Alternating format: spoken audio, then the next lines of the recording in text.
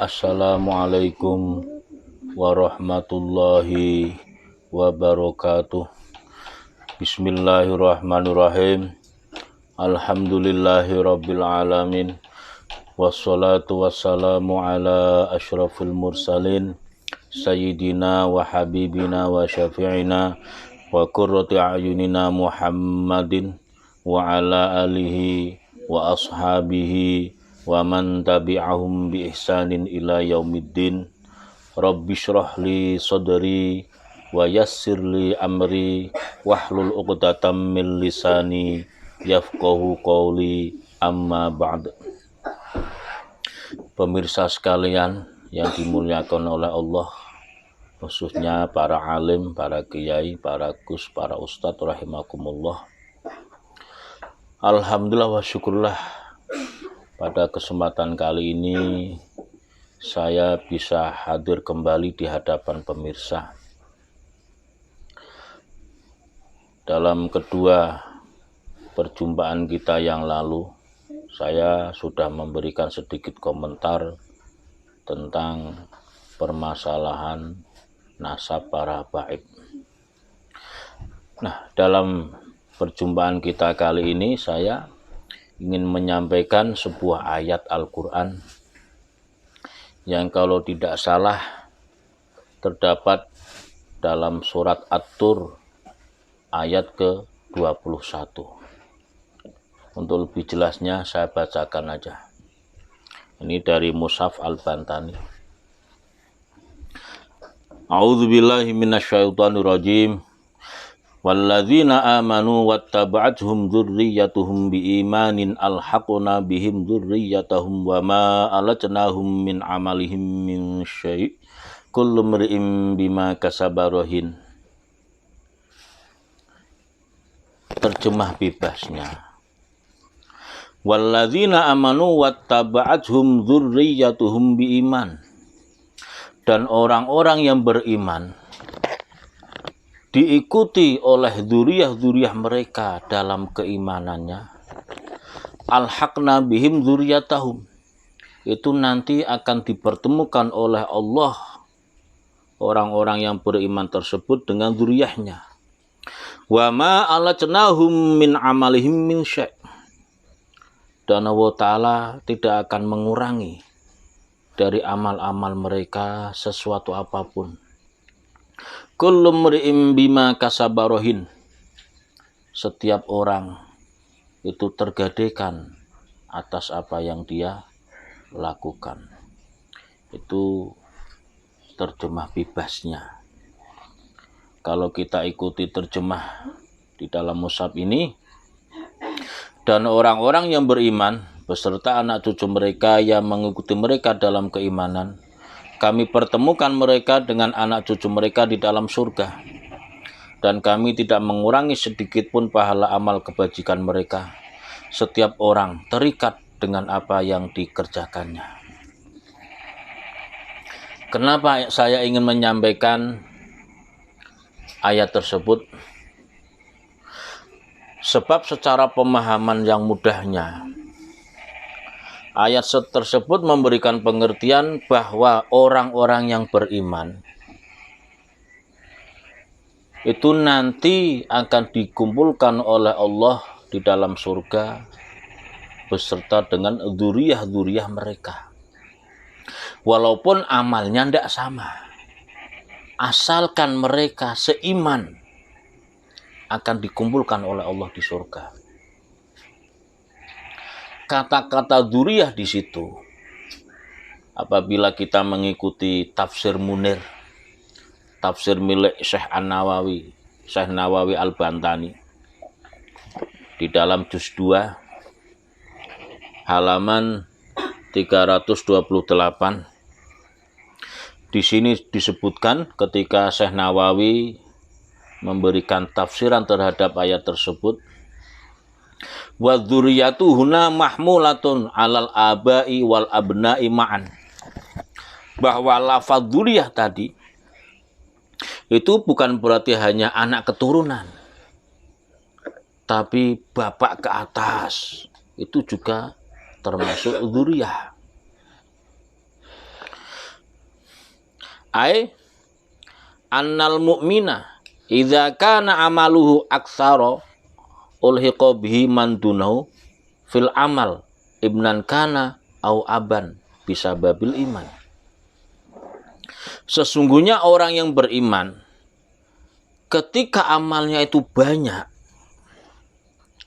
maka zuriyahnya yang amalnya itu lebih sedikit akan dipertemukan oleh Allah di dalam surga.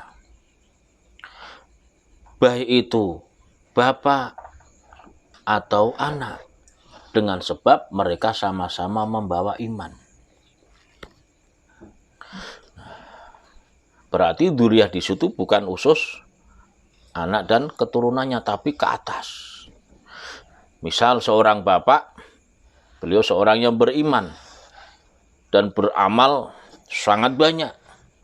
Sementara anaknya cuma beriman, amalnya di bawah bapaknya, itu nanti akan dikumpulkan oleh Allah di dalam surga. Begitupun ketika seorang anak beriman dan amalnya bagus sangat banyak, sementara orang tuanya atau bapaknya beriman dan amalnya di bawah amal dari anaknya, itu pun nanti akan dikumpulkan oleh Allah di dalam surga.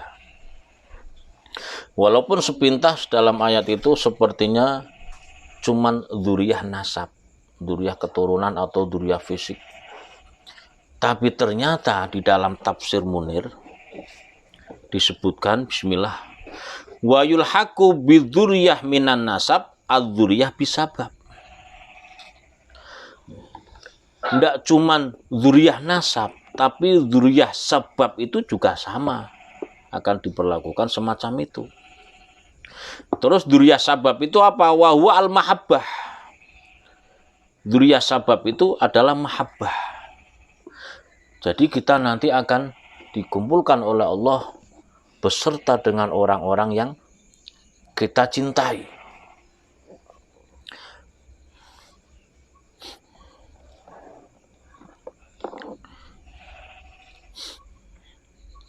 Fa in kana ma'a akhdhu ilmin au amalin kanat ajdaro.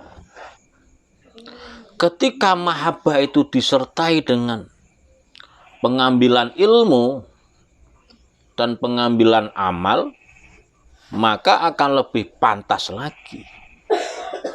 Fatakunu dzurriyyatul ifadah ka dzurriyyatil wiladah. Maka dzurriyyah keturunan itu akan sama dengan dzurriyyah memberikan faedah. Apa artinya? Bagi pemirsa sekalian, apakah selama ini yang pemirsa ikuti, yang pemirsa cintai, yang pemirsa banggakan, itu orang-orang yang nanti bisa pemirsa harapkan syafaatnya atau pertolongannya di hari akhirat. Jadi nggak cuman rame di dunia, nggak cuman gemuruh di dunia, nggak cuman hebat di dunia, tapi bisa ndak nanti di akhirat bisa kita andalkan untuk memberikan syafaat bagi pemirsa semua. Sementara tadi melihat di dalam tafsir Munir, ternyata orang yang kita ambil ilmunya, orang yang kita ambil amalnya, dan yang kita cintai, itu ternyata sama dengan dzurriyyah nasab.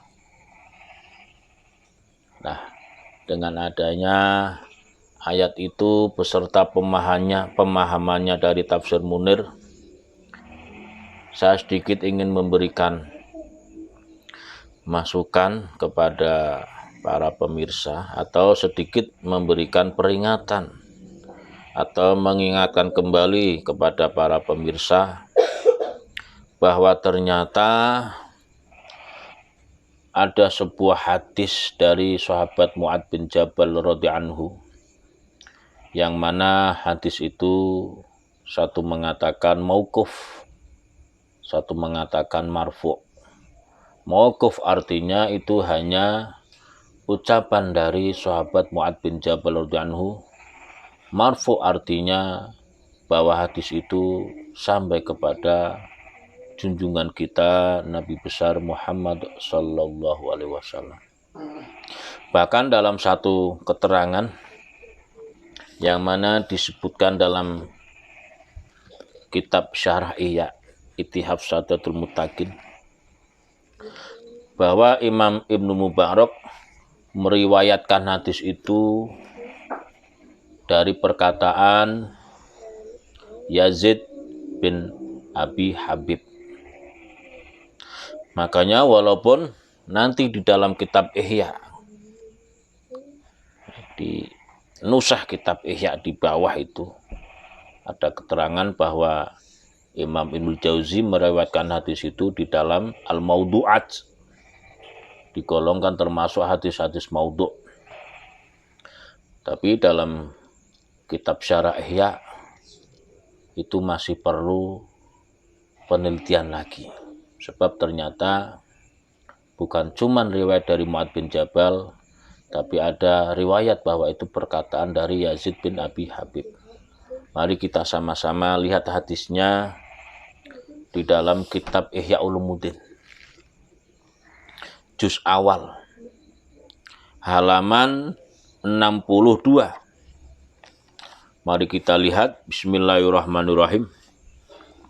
Wa aghladu min hadza ma rawa Mu'adz bin Jabal radhiyallahu anhu mauqufan wa marfu'an fi riwayatin anin Nabi sallallahu alaihi wasallam. Qala.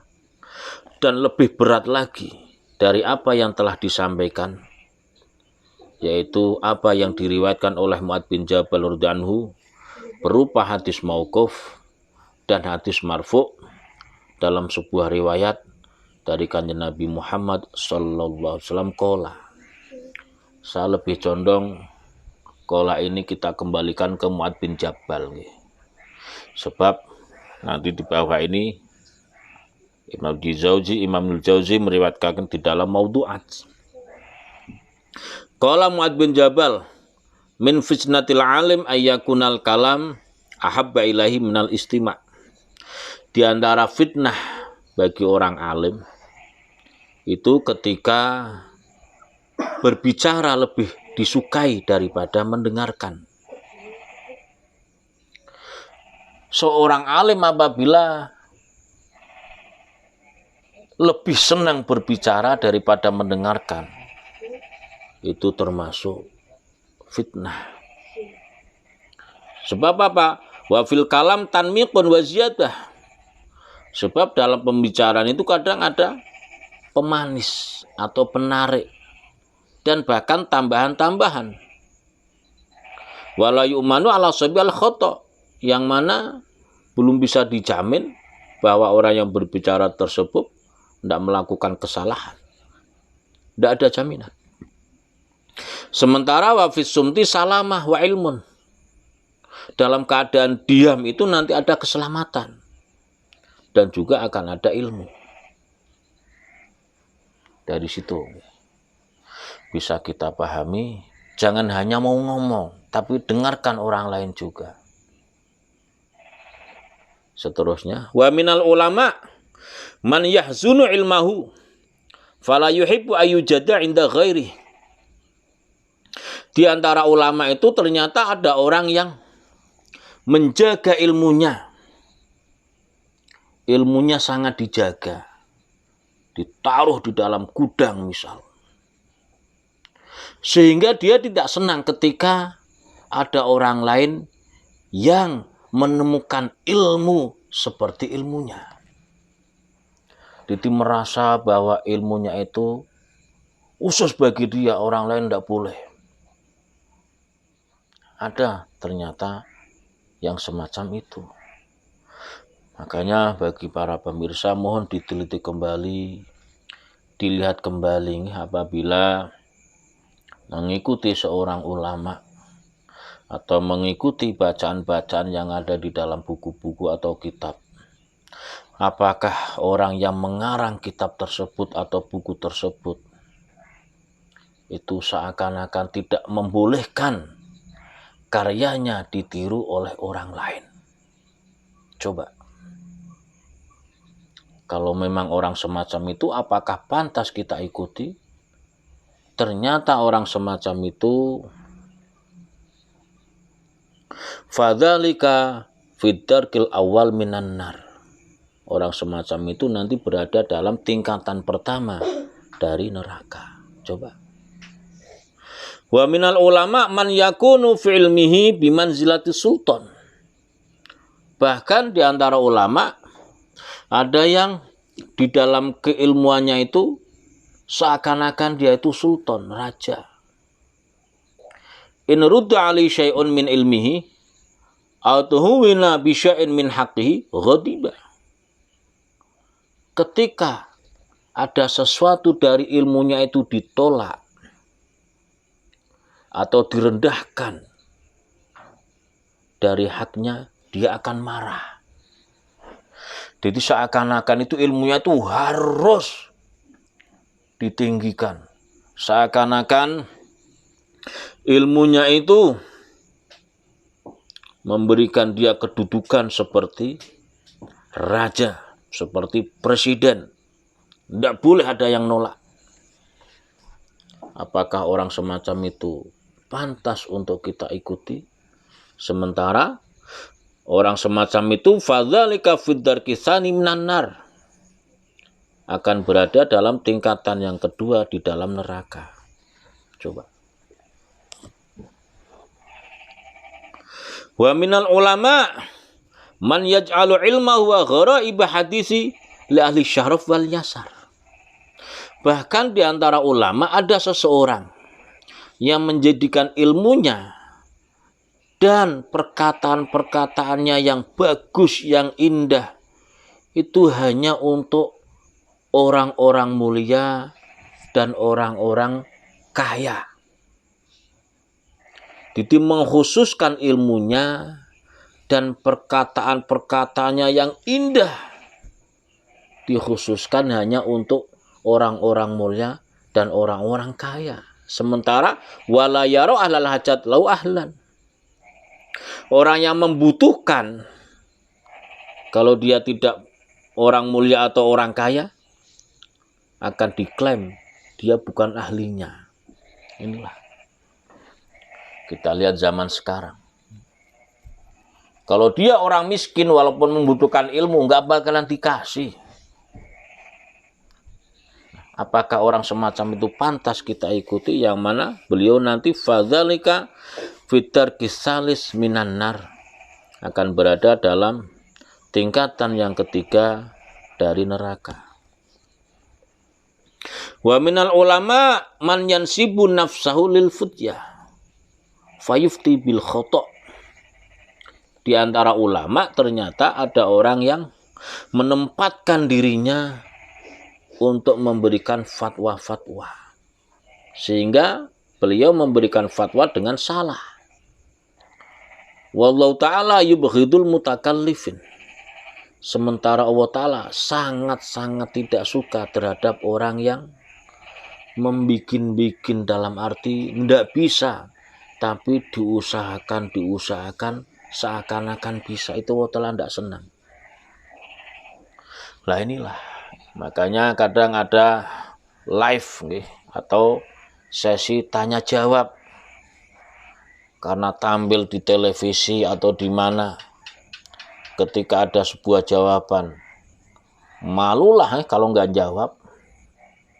Nah, sehingga kadang ya berusaha menjawablah. Lah itu. Apakah orang semacam itu pantas untuk kita ikuti?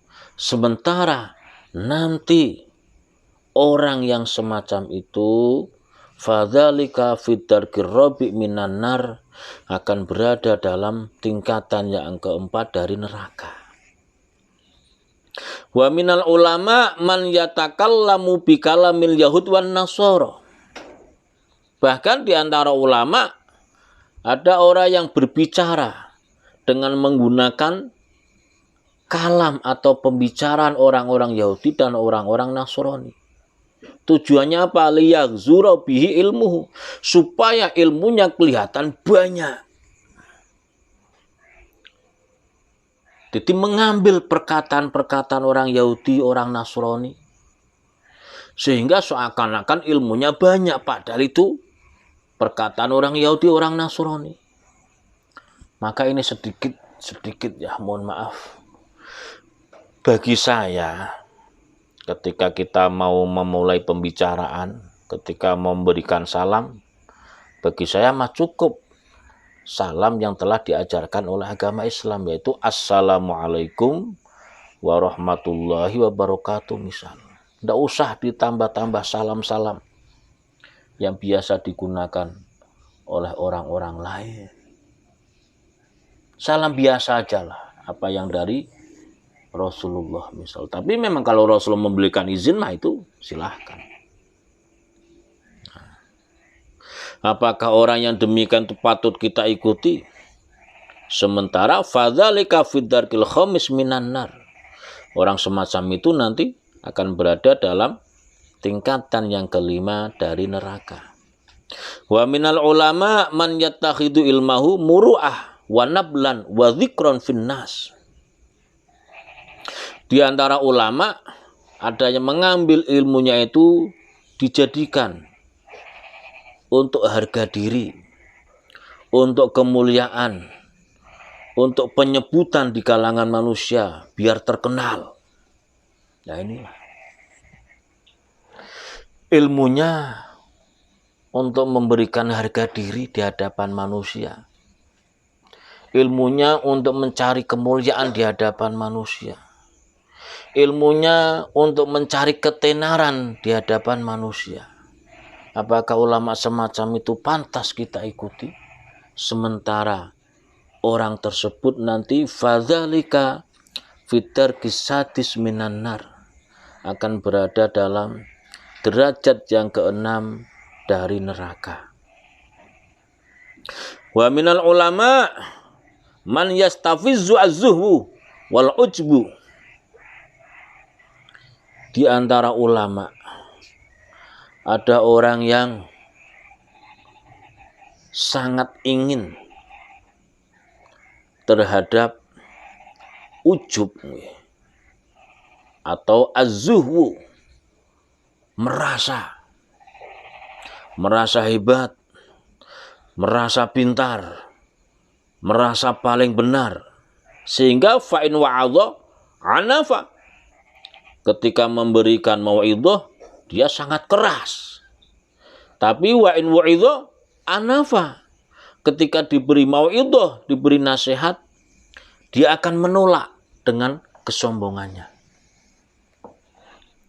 Ketika memberikan keterangan untuk orang lain mah dia tegas. Harus begini, harus begini, harus begini. Tapi ketika lari ke dirinya sendiri, melempem. Apakah orang semacam itu pantas untuk kita ikuti? Yang mana beliau nanti di sini disebutkan fadzalika fitarkis sabi' minan nar. Orang tersebut nanti berada dalam tingkatan yang ketujuh dari neraka. Itu yang disebutkan dalam kitab Ihya Ulumuddin. Makanya sekali lagi mohon maaf kepada para pemirsa. Mari kita koreksi diri kita. Mari kita teliti kembali. Apakah selama ini betul-betul kita sudah mengikuti orang-orang yang nantinya bisa kita harapkan di akhirat untuk memberikan pertolongan kepada kita. Orang-orang awam yang mana masih gemar melakukan kemaksiatan. Dan mohon maaf kepada para alim, para yai, bukan saya membahas panjenengan sedaya. Saya cuma menyampaikan apa yang ada dalam kitab Tafsir Munir dan kitab Ihya Ulumuddin. Maksudnya saya sampaikan kepada orang-orang awam, orang-orang bodoh seperti saya. Semoga mau sadar kembali, mau melihat kembali, bukan hanya sekedar untuk keramaian di dunia, kesenangan di dunia, bangga-banggaan di dunia, tapi di akhiratnya kok ternyata Masya Allah. Barangkali dalam pertemuan kali ini itu saja yang bisa saya sampaikan.